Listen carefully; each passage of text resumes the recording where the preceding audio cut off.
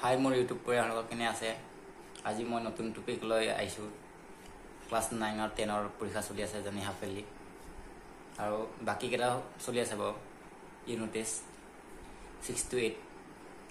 so আজি নতুন টপিকটো হ'ল যোৱাবাৰ ক্লাছ 9 ত কি পৰীক্ষা হলনি হ'ল বা এবাৰ আমাৰ কি হলনি হ'ল দেখ কৈ আছো প্ৰথমতে দেখালো ইয়া এডমিট কাৰ্ড দিছে ইয়া কি লিখা আছে দুটো লিখা আছে ভাবে এটো আছে নাম এফালে আছে সেকশন আৰু ৰুলং আৰু ক্লাছ এখিনি এডমিট কাৰ্ড দিছে হেয়া সো সেকেন্ড টু হ'ল আকৌ এক্সট্ৰানেল দিছে এবাৰ হাফেলি গানে আৰু লগতেটো এমসিকিউ জানি এমসিকিউ থাকে এমসিকিউ থাকে 45 মাৰ্কস বাকিখিনি দাও যেনেকৈ নম্বৰ দিয়া থাকে আৰু সেকেন্ড আজি সেকেন্ড দিনা পৰীক্ষা হয় গতিকে ক্লাছ 9 আসামিস আজি আসামিস আছে সো কেনেকৈ লাগে জানে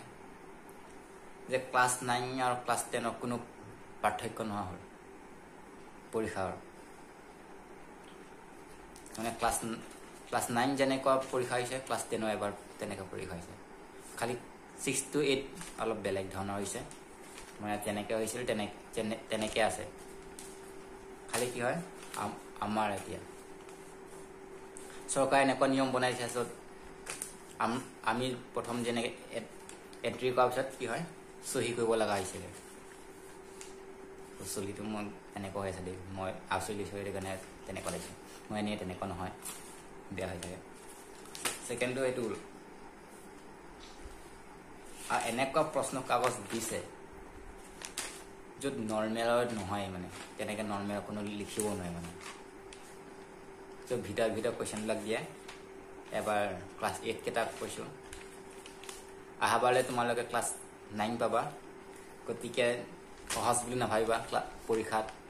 বহুত সহজ হয় এই হৈ যাব 1-2 মিনিটত পঢ়ি বা ৰাতি ভিতৰত পঢ়ি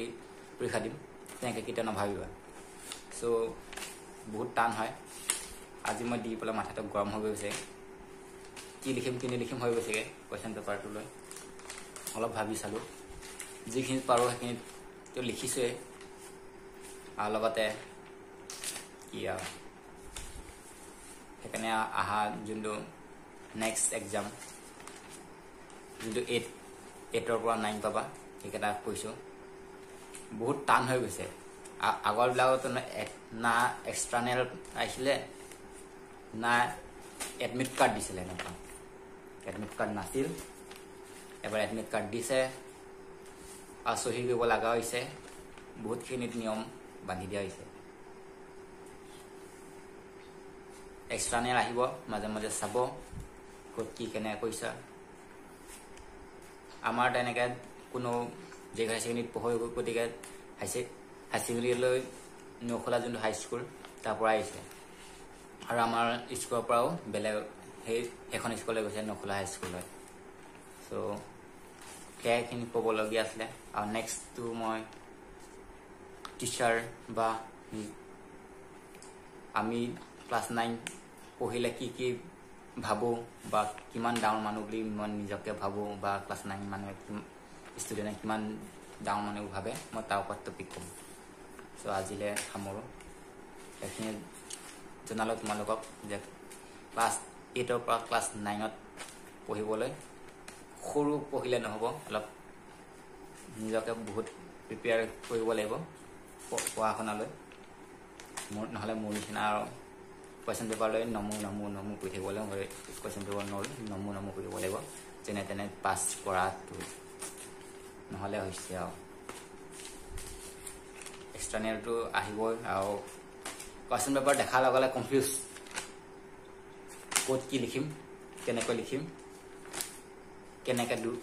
আৰু মইতো আৰু লেজি 3 ঘণ্টা দিলেও মোৰ ঠিক নহয় 1.5 ঘণ্টা দিলেও ঠিক নহয় এনেকুৱা হৈ গৈছে সো আজিলে সামৰো নেক্সট টপিক আহিম মই ক'লৈ ষ্টুডেণ্ট লৈ আহিব ক্লাছ 9 কি ভাবে ক্লাছ 9 এটা ষ্টুডেণ্টে কেনেকুৱা ধৰণৰ ভাবে নিজকে ডাঙৰ ভাবে নে সৰু ভাবে মই তাৰ ওপৰত টপিক ল'ম সো আজ এটা মোৰ পঢ়িলে মেথছ আছে সেইকাৰণে পঢ়িব লাগিব অলপ চাওঁ অলপটো লিখিব লাগিব ঠিক আছে আজিলৈ বাই বাই